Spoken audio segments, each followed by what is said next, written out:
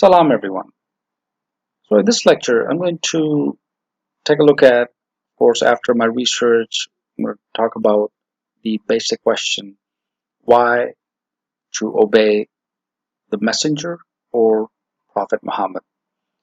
The reason for this particular lecture is for many times, whether you're searching online, whether you're reading or just trying to find out the meaning of the Arabic words such as "Atiullah wa Rasul," which means obey God and obey the messenger.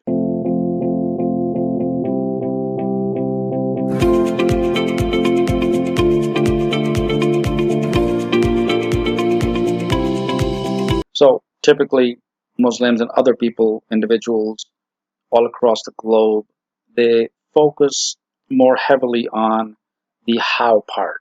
Okay, in other words, how to obey the messenger. The real question is why you obey the messenger. Okay, and this is going to answer both how you should obey, and then of course the question put forth is why to obey the messenger.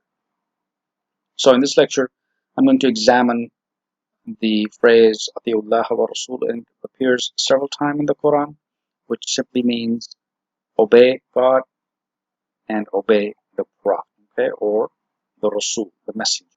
So here's the agenda.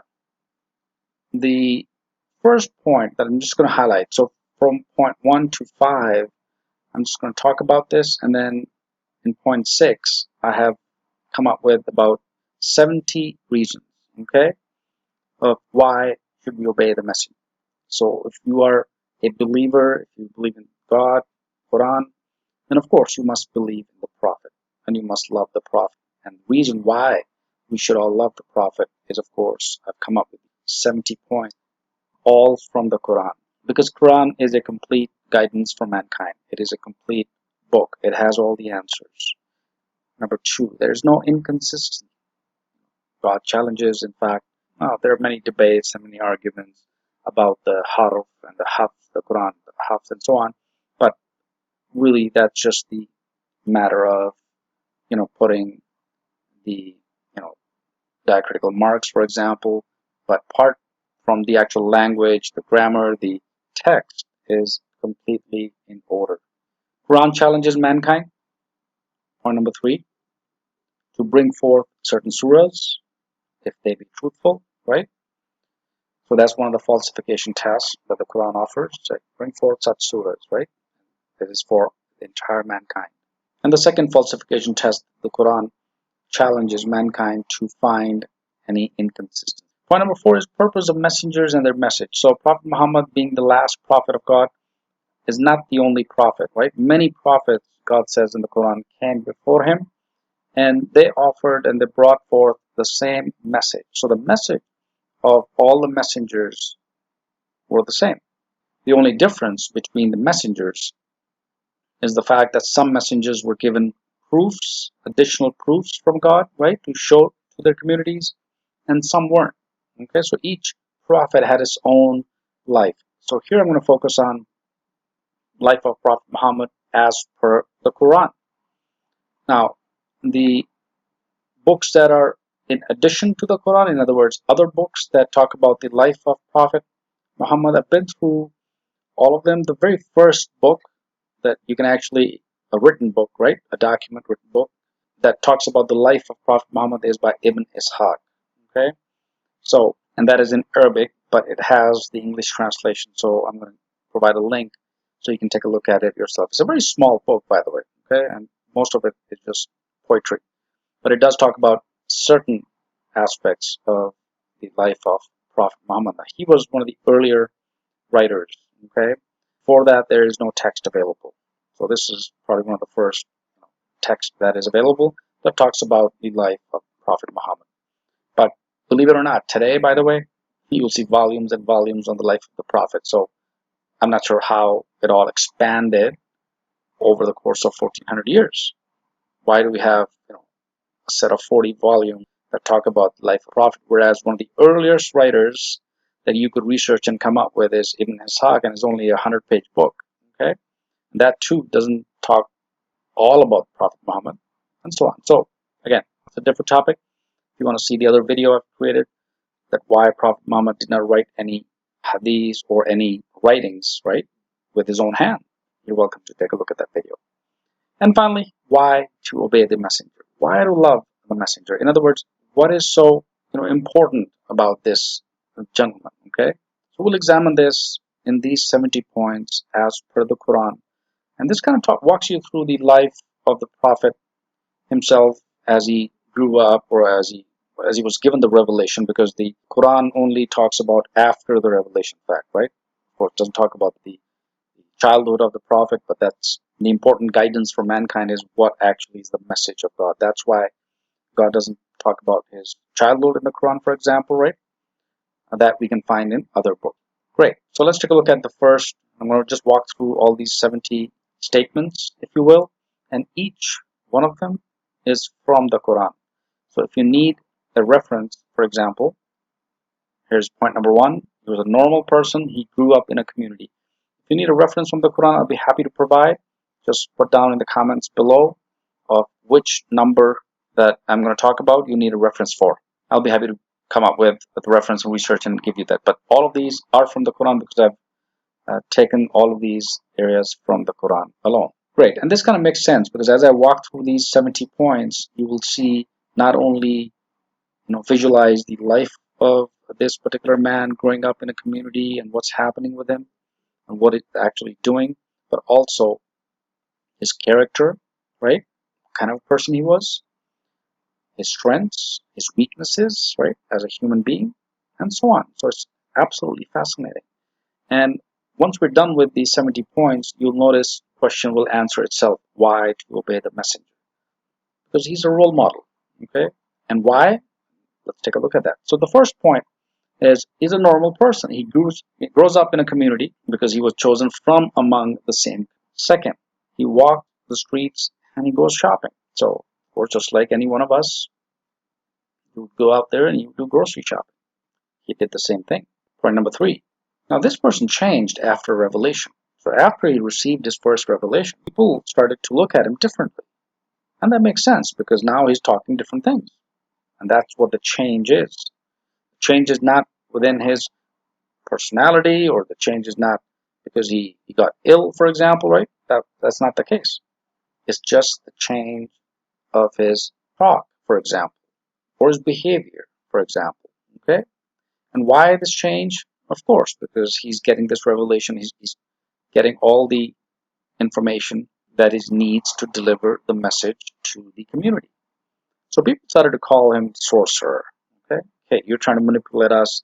You're trying to tell us leave all of this or whatever it is, right? So people started to dislike him. And that's true, because even today, if you see someone growing up in your own community and all of a sudden that person changes or starts to doing something different, you will of course start to question, right? Or start to look at him, from a different viewpoint. Point number 4, his community started to disown him. And that's logical, because if you're a changed person, you're all of a sudden reciting the Quran to people. Community doesn't like that. And especially the Quran, we know that it's really about life after. Quran talks about, the concept of heaven, the concept of hell, doing good deeds, doing righteous deeds, just gives you those laws. So Prophet Muhammad started to deliver the message, started to deliver the laws of God. And of course, if the community is in sync with those laws, you'll be happy. But at the same time, if the law that the Prophet is delivering is not in sync with the community guidelines, rules, regulations, traditions, customs, guess what? You will disown that person. Point 5. So once he started to deliver God's message, he didn't ask anything in return. And this was strange too, because every single time you give something to someone, you want something in return, because otherwise you question that person. Why are you doing this? Okay, for example, we're all working, we're doing our jobs, and we're getting paid. And even, by the way, people who deliver lectures, they get paid.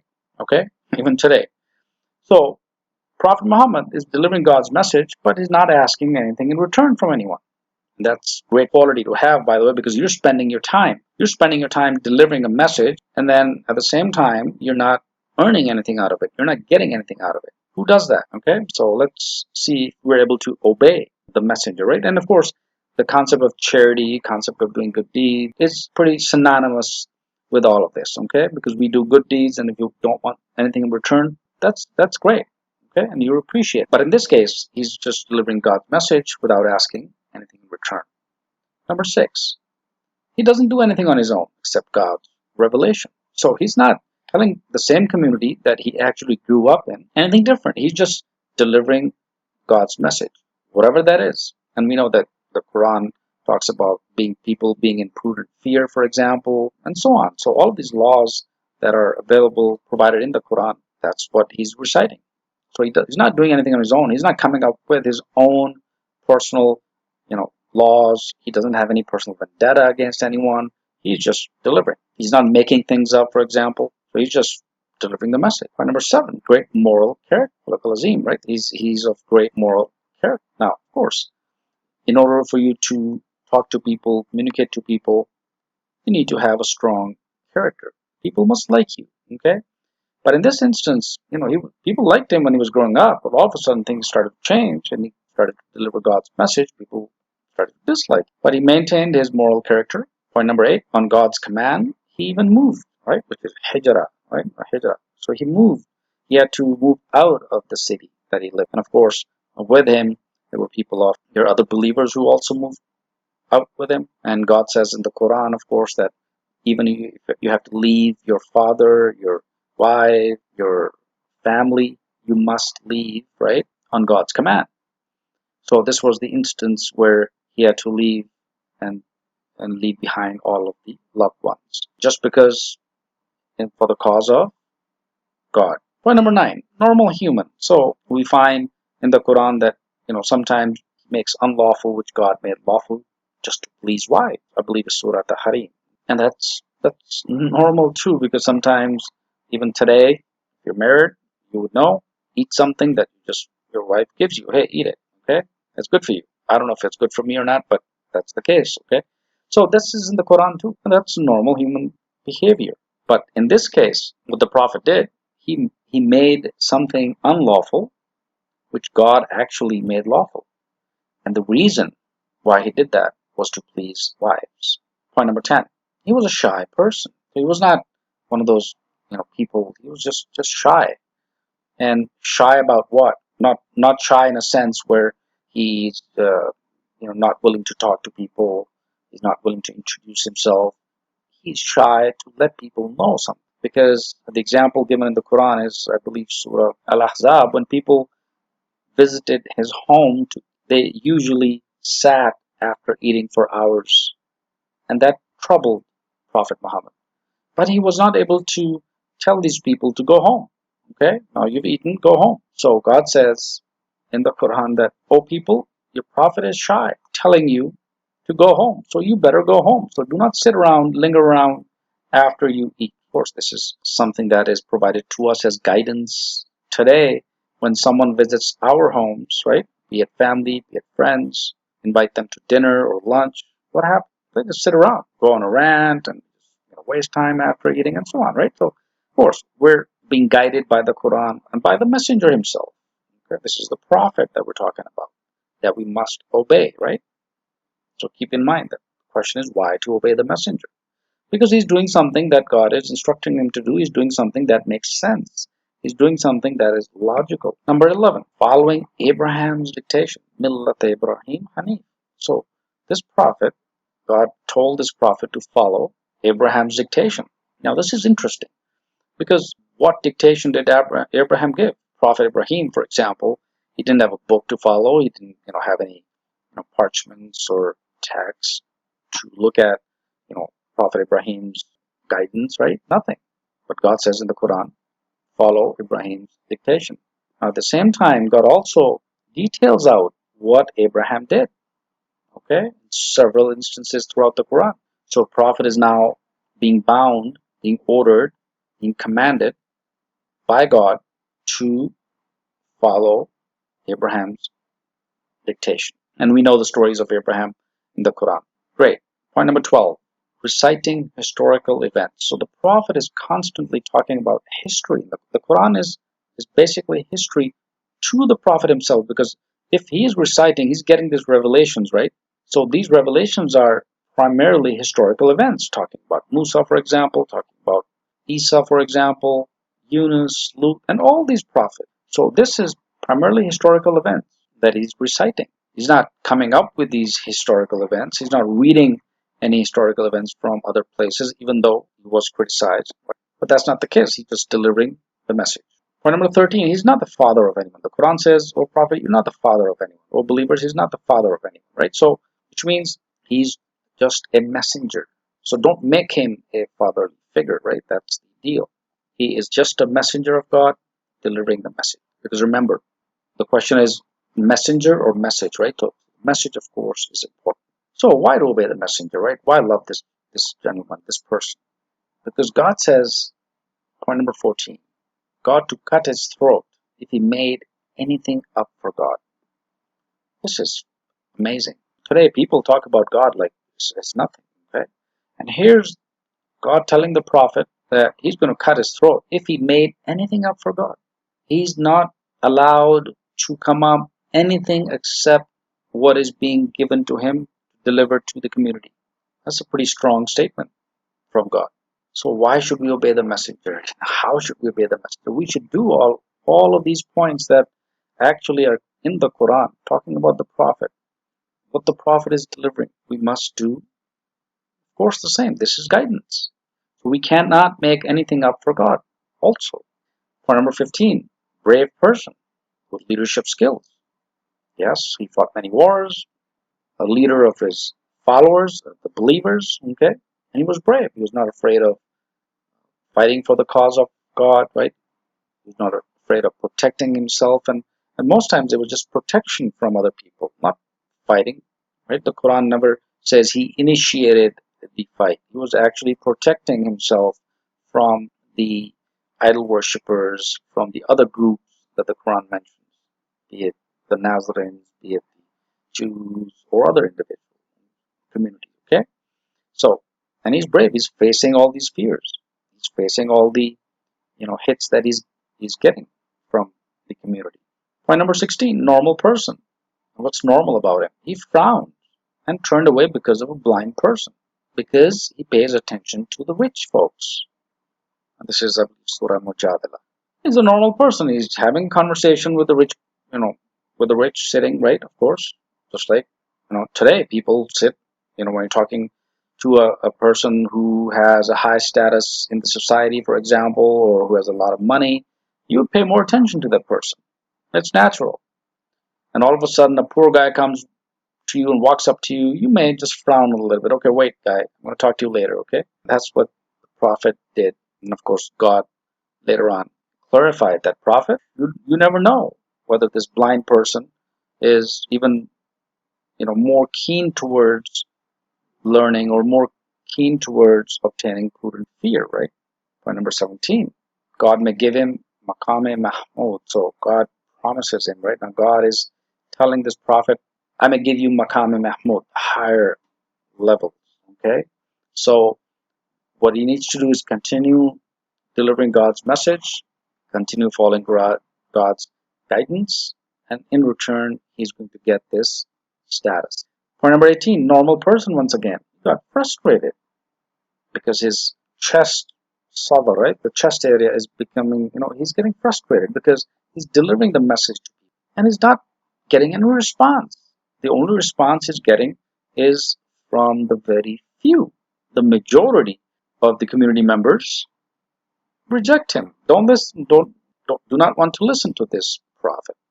Point number 19, protecting, leaning, and kind towards believers. Okay, so one of the qualities of Prophet Muhammad is that he's always protecting of the believer. And God says, make sure that you lean and be kind towards believers. Point number 20, he's always advocating modesty. And we see this in Surah Azab and other Surah Nisa also, that he's talking about being modest for both. Again, for men, women, right? God talks about modesty for both. Be it a man, be it a woman, right? And that makes sense, because as a normal person, you want to be modest. You don't want to be a show off, right? And that's why we say if someone is showing off, we say, hey, you show off, right? So The prophet is being, told by God to be modest, and that's what he's advocating. Point number 21, he makes pardon, istighfar, and forgives people. So he's kind, he's gentle. Okay, that's one of the qualities. That's why we need to obey the messenger, Atiur Rasul, because all of these qualities so far, point 1 to point 21, right? All of this information is in the Quran. Fascinating. You can do all of these. Point number 22, he maintains and upholds his duty steadfastly from dusk till nightfall.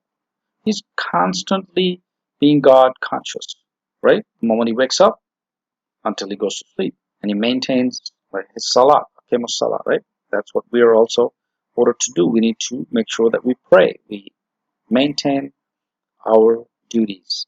Point number 23, sound reasoning and judgment. So this Prophet Muhammad, always reasons.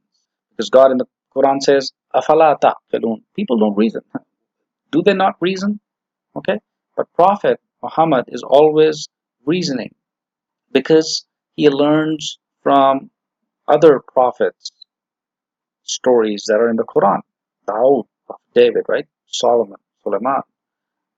And we have several judgments in the Quran that God has given to read and to take a look at how these other prophets made their reasoning and judgments and how they erred in reasoning and judgments as well.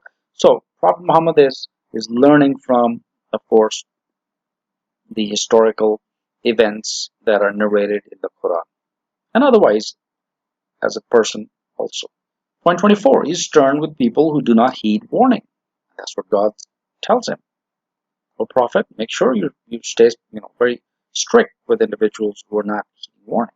And this is also amazing because if you tell someone that you are delivering God's message and the other person doesn't want to listen, and you want to be stern with that person, trust me, you're not going to last long. People are not going to like you, and that's Prophet Muhammad. Point number 25, normal person. Once again, that's his not being a normal person. What did he do? God says in Surah Al-Munafiqun, he likes well-dressed people, people who look good, people who speak well. God says when these munafiqeen, right, hypocrites, they come to you, O Prophet, then, they bear witness that you are the Prophet of God. And God says, I know he's a Prophet of God. And when they come to you, you like their speech, you like how they dress, you like how they look. But, O Prophet, these are all liars. So, again, as a normal person, you like someone who's well dressed, you like someone who looks good, you like someone who speaks well. So, constantly, Prophet Muhammad is being taught at the same time in the Quran by God, right? Point number 26, he's a role model, just like Prophet Abraham was a role model. Believers are role models, and Prophet Muhammad is also a role model. It's funny because, not funny, but it's different because Muslims today only, talk about Prophet Muhammad as being the role model. Uswatu Hasana. He's not the only role model. The Quran has the same verse for Prophet Abraham, same verse for believers. They're all role models. Point number 27, always shows patience. Show patience, right? Because Prophet Muhammad, even though he's being frustrated, even though he's being disliked, right? He's showing patience. He's not reacting. That's a great quality to have. Guess what? Should we try being patient? If someone is, yelling at us, for example, or someone is not liking us for any reason whatsoever, and here the prophet is just delivering God's message, and people don't want to listen. They don't like him anymore, except those few believers. So he's showing patience. Point 28, strong faith. He believed in the Quran. He believed, he accepted God's covenant, accepted God's promise, deliver the message. So that's part of faith, because he's not given any proofs to show it to people, just like Jesus was given, for example, or Moses was given, for example. The only miracle, right, or the proof that is given is the Quran itself. And that's why Quran says it's a complete book. It has no inconsistency at all.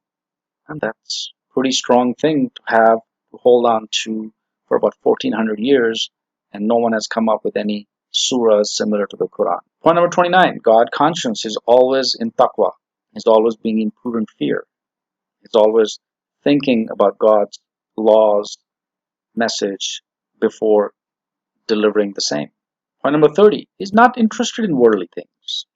For example, he's not interested in these mansions, for example, right? And that's the Quran talks about, where Prophet told his wives to take, if they are interested in these worldly mansions or these houses, then they should take, but leave him, because that's not what he wants to do. And this is in reference to a war being won where they didn't have to fight and they obtained a lot of the assets. Okay, the believers. Point number 31, debates and argument, because in one instance, Prophet tells people to bring forth the Torah if they be truthful, because the debate was the fact that whatever is haram, what is halal. So Prophet says, hey, go bring Torah.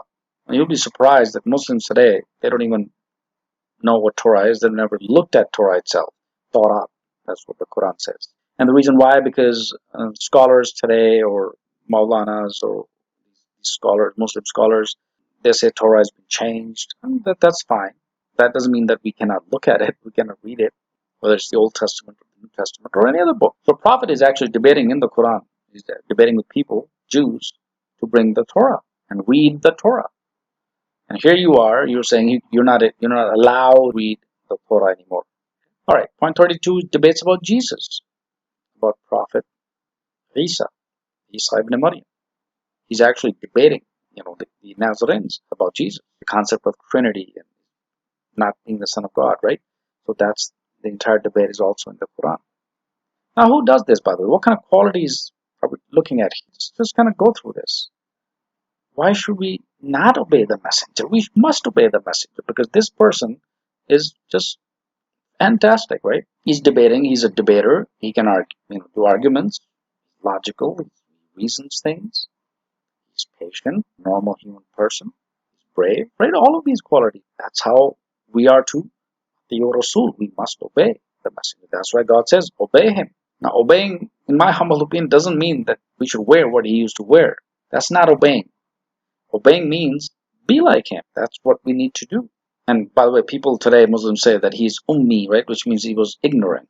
He was not a learner individual. From the looks of this so far, by the way, according to the Quran, Prophet seems to be a fairly logical, reasoned debater, do arguments, talk to people. It says in the Quran, O Prophet, Qul hatu burhanakum, bring forth your evidence. He's asking for evidence from people. He's not just closing his eyes and running around.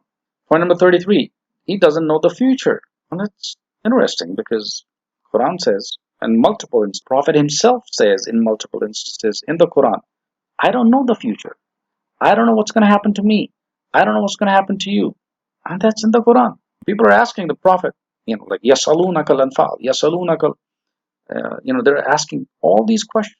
Yasalunaka ar-ruh, what is this soul? What is this extra? Anfal means something extra, the actual war. So people ask questions. And when they ask question about Day of Judgment, when is it coming? What's going to happen? The same reply in several instances in the Quran, I don't know. That's what the Prophet says.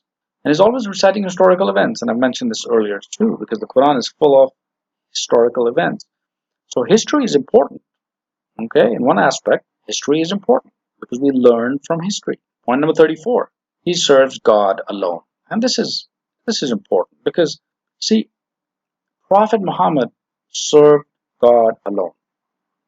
He was not part of any sect.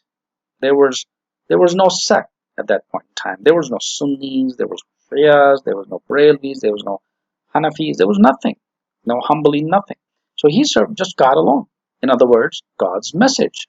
In other words, that is the Quran. We should obey the messenger. We must obey the messenger if we are believers. So what is Rasul doing here? He's serving God alone. He's not belonging to any sect. He has not announced any sect for himself and the believers either, right? So why do people today have different sects? Well, something to think about. Point number 35. He's barred from going to mosque where God alone name is not taken. So God has actually told the Prophet that you will not stand in that mosque where God's name is not taken. 36. He's barred from visiting graves of hypocrites. So God is even telling the prophet not to go on the graves of hypocrites. And we know hypocrites because these are those people who say one thing and do something else, right? Straightforward. Point number 37. Prophet Muhammad is not ignorant. Okay? Ummiyin, the Arabic word, means coming out of mother's womb. Okay, that's the connotation. That doesn't mean he's ignorant. He was not ignorant. He's always asking God what? Qul Rabbi zidni ilma. Right? He's always asking God to increase him in knowledge. So he's learning. He's looking at Torah. He's talking to people. He's otherwise a learned individual. And yes, in my humble opinion, if he can debate, he can argument, he can tell people to bring Torah. Yes, he can write. He can read.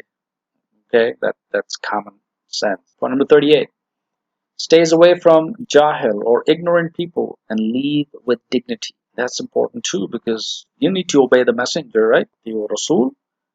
You need to do the same thing. Stay away from ignorant people, people who do not have any sources, people who do not have any substance, people who enter into a discussion, debate, argument without any evidence. And they're just talking out of their mouths. Stay away from these people. Rather leave with dignity. These are, by the way, also in reference to Ibadur Rahman, people who are slave, Rahman slave. There's a whole list of those. I'm going to cover this maybe in. So Prophet Muhammad does the same. He stays away from ignorant people. Now, if he was not a learned individual, and if he was an ignorant person, where does that leave him, right? So again, that defeats the theory that the Prophet was ignorant. Point number 31, keeps his voice low. Okay, and that's an important quality, trait, character, right? No yelling. And Quran gives examples of a donkey, right? People, do not raise your voice just like donkey's voice. So that's an example in the Quran. So Prophet, being of high moral character, he's maintaining a low voice, right? He's not fighting with people. He's even though he's debating, he's doing arguments, but he's doing it in a logical manner. Not yelling, fighting, and that's why we must obey the messenger too in our talks, in our discussion, in our debates. Let's not, get personal. It's okay. We must not raise our voices. We must make our, make our points come across fine. Point number 40. He's made fun of constantly. So people are making constant fun of this prophet because he's a changed person. He's delivering God's message, and people don't like it. 41, he takes care of orphans and adopts them. So here's the prophet. He's interested in orphans. And how many of us are interested in orphans? Adopt them. Takes care of these orphans. 42, he's a normal person once again. Because wife of his stepson, that's a story in the Quran. Because his stepson, Zayd, that's the name mentioned in the Quran by name, right? That he adopts. Prophet Muhammad likes his wife. Once he divorces his wife, Prophet marries his stepson's wife. So the point here is that being a normal person, it's okay to like someone. It's okay to have feelings. But at the same time, it's important not to commit any sexual immoralities. Okay? Make sure you follow God's laws. There's a methodology of doing something. If someone, let's say, is divorced, sure, you can marry that person. 43, righteous deeds. And there are a whole list of these righteous deeds all across the Quran, but the main ones are helps the needy, conducts charity. That's a good quality to have. And why to obey the messenger? That's why we must obey the messenger. We must do all of these things. 44, do not use nicknames. Use real names. So today, people just use nicknames, especially in the Muslim world. Every single person has a nickname, by the way, at least what I come across. So do not use nicknames. Use real names. If a person's name is John, then just say, hey, John, right? For example. Or if the person's name is Tariq, you say, hey, Tariq. So again, use real names. That's the Prophet using real names, by the way. Okay. Point number 45, always humble. Being always humble, down to earth. Okay? Do not be one of those people who are boasting all the time. Just be humble. That's the Prophet. So if you want to obey the Prophet, you like to stay humble all the time. No yelling, no shouting, right? Just have a good moral character. Point number 46, use logical reasoning, common sense. The Arabic word is aql. And I made a video of this, aql. You can look that up also. So, Prophet is using logical reasoning, just like Abraham used logical reasoning when he destroyed all these idols and he left the big one and all the smaller idols were destroyed, and then people came running to him, and then people asked him who did all this. And Abraham said, "Well, this big guy, this big idol, ask him." And people were like, "Well, how can we ask a stone?" Right? So this is logical reasoning and common sense. So Prophet Muhammad also uses that. Point number 47, why to obey the messenger and why to love this person. He's going through so much. He's such a fantastic character, moral character, strong character. He will complain to God. Okay, so this is point 47. This is important. I believe it's Surah Furqan. At the day of judgment, Prophet Muhammad is going to complain to God. He didn't complain to God during his tenure of delivering the message, but the Quran says in Surah Furqan, he will complain to God. And what is he going to say? قَالَ رَبِّ إِنَّ قَوْمِي إِنِّي قَوْمِي اتَّخَذُوا هَذَا الْقُرْآنَ مَهْجُورًا. This is what he's going to say. My people abandoned the Quran. This is fascinating. I mean, come on. The Prophet Muhammad is delivering the message to the community, right? People are rejecting him so far that we get the sense out of the life of the Prophet as per the Quran, right? And then here, Prophet is also going to say, these people abandoned the Quran. People have left the Quran. People are after other books, not the Quran alone. That's the Prophet. So how many Muslims, this is my question by the way, post in the comment area. How many of you actually know this?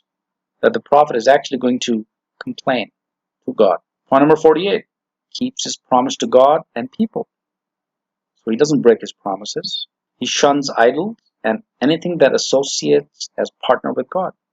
So he doesn't, want to relate anything to God. Point number 50, complete trust in God. Tawakkal Allah, right? So always believing and trusting God alone, not going to other individuals and trusting other. Point number 51, consultative approach to decisions and makes just, equitable decisions. And that's a good quality, good trait to have. You always want to have decision structure or people that are part of your decision-making strategy. Consult skilled individuals because every person is skilled in some respect.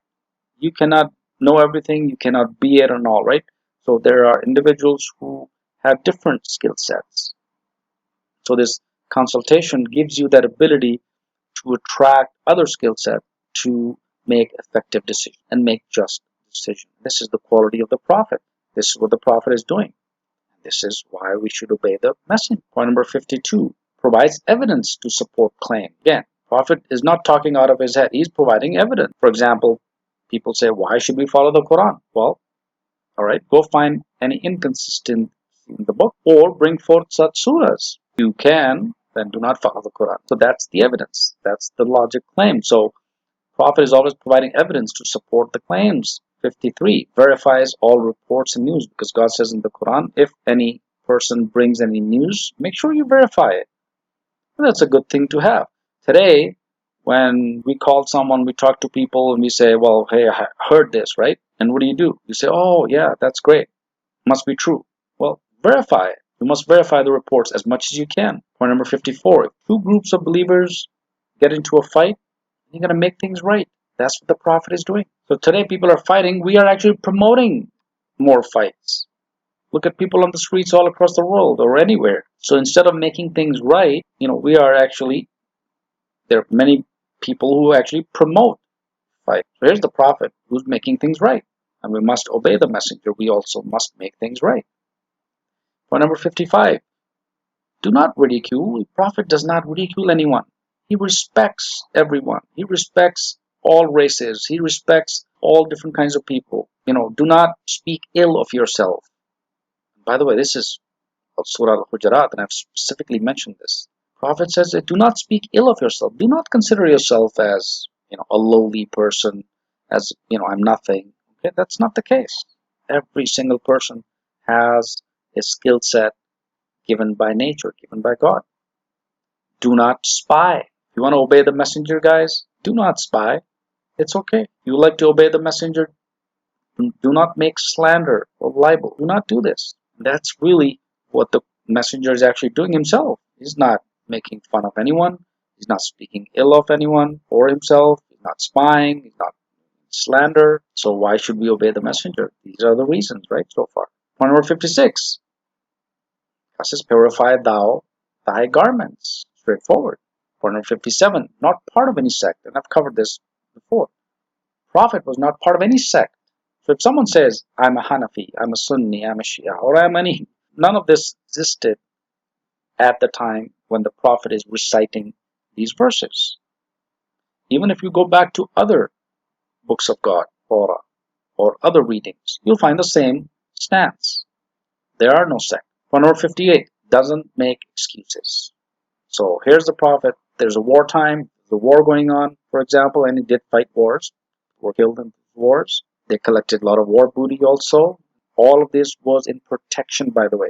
So he doesn't make any excuses. He doesn't say, well, God, I'm not going to go because I have family in the houses, because that's what the munafiqeen, that's what the hypocrites did. They told the Prophet says, all right, let's get ready, protect ourselves. And they said, well, we don't want to go. We don't, we're weak. I'm ill, right? I have kids at home. So all these are excuses. Point number 59, why to obey the messenger? Why to love the messenger? He's not a guardian of anyone. He's not a vakil, okay? For example, that's the Arabic word. So he's not the advocate of anyone. He's not a guardian. God is the guardian. Point number 60, good conduct towards parents and lower wing of gentleness. That's what we're told regarding parents. Always do good with your parents. Always be kind towards parents, because these parents are those individuals who spend, their lives raising children. They raise you from being infancy, right, where you cannot do anything on your own. So when you grow old, when you grow bigger, you must be kind and have good conduct towards parents. And lower wing of gentleness. That means take care of them. It's part of your duty. That's part of your salat. That's what the Prophet is doing. So if you want to obey the messenger, then of course we must do all of it. Point number 62, give to relatives, give to needy, wayfarer, their due. So if you have relatives who are in need, if you have relatives who are, who you can help, if there are other needy individuals who you can help, maybe just a wayfarer passing by. If you see a need, help them. That's the messenger helping all these individuals. Point number 63, squander thou not in extravagance. In other words, waste in foolish manner, right? So God has given you wealth. If God has given you a lot of things, for example, do not waste anything in foolish manner, and also not in extravagance. Let's not show off, right? Remember, humbleness. So it's always, Prophet is not in extravagance. In other words, he doesn't have this huge caravan, right? He's not doing any of this. So if you want to obey the messenger, keep this in mind. Point number 64, fulfill the measure when you measure. So this is again business. If you want to measure something, make sure it's equal. 65, follow thou not that whereof thou hast no knowledge. This is amazing. So Prophet is being told, and what he's actually doing, he's not saying something that he doesn't know. In other words, if he doesn't have any knowledge, he's not going to say it to someone. He must have a source before he says something. And here Muslims believe that he is ignorant. He doesn't know. He cannot read and write. Fascinating. Of course he is knowledgeable. But he's not saying anything that he has no knowledge of. Okay? He's only talking about whatever he has knowledge of. So God says, follow thou not that whereof thou hast no knowledge. Point number 66. Walk not on earth conceitedly. Do not boast. Do not show off. Do not walk. Be humble. So that's what the Prophet is. You must obey the messenger. I mean, who can do all of these points, by the way?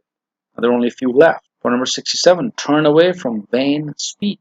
So if you see someone talking out of his mind, right? For example, vain speech, totally absolute, bogus speech. Turn away. That's what the messenger does. And finally, the last 3 points. Point number 68. Did not invent anything above God's words. So prophet has not invented anything.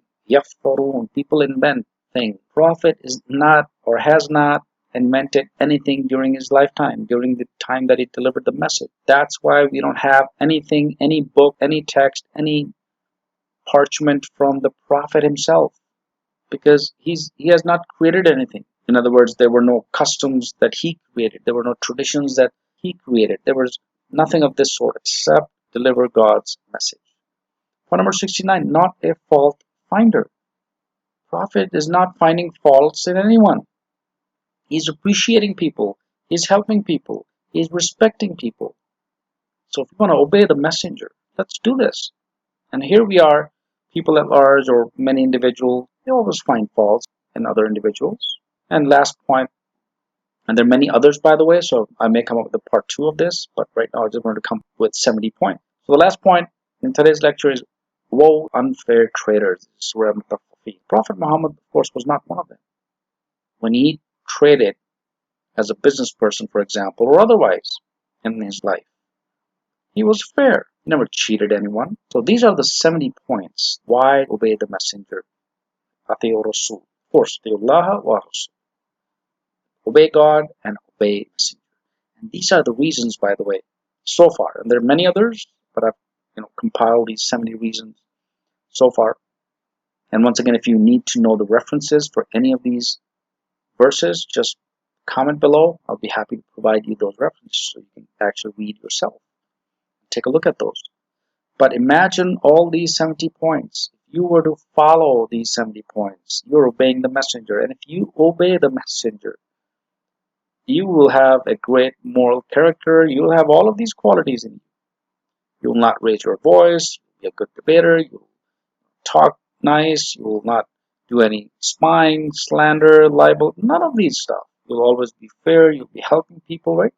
That's the messenger. That's the life. Even though the messenger has been kicked out of his home, he had to move. He has to fight with people in protection. Okay, all the brave person. So a few notes here, just for myself here, that the prophet did not write anything within his lifetime, and that makes sense because the reason why he didn't write with his own hands and give us a handout or a booklet is because people would go crazy with that part. His job was to deliver God's message. His job was not to write anything and tell people otherwise. Okay, you cannot invent anything above God's word. And one of the notes that I have, just a thought here, that Muslims today name their children, they're all Bani Israel names. They're all Jewish-based names. Musa, Ibrahim, these are Bani Israel. And yet, for some reason, unknown reason, I don't maybe understand why are we fighting with these other individuals all the time. That's not what the Prophet is doing. Prophet is actually residing. He is a resident of a community which has Jews, which has Christians, which has Nazarenes, right? All kinds of idol worshippers. He's part of that community, and he is actually delivering God's message, being in the same. Here we are as Muslims, for example, at large. We don't want to do anything with any other individual or any other community. So again, I hope this helps. Just wanted to cover 70 points why to obey the messenger. Of course, Atiullah, Rasul, why obey Allah, and why obey the messenger. I hope this helped. If you like, make sure you give it a like, make sure you subscribe, and of course, comment down below if you need to know any of these verses with this. Assalamu alaikum.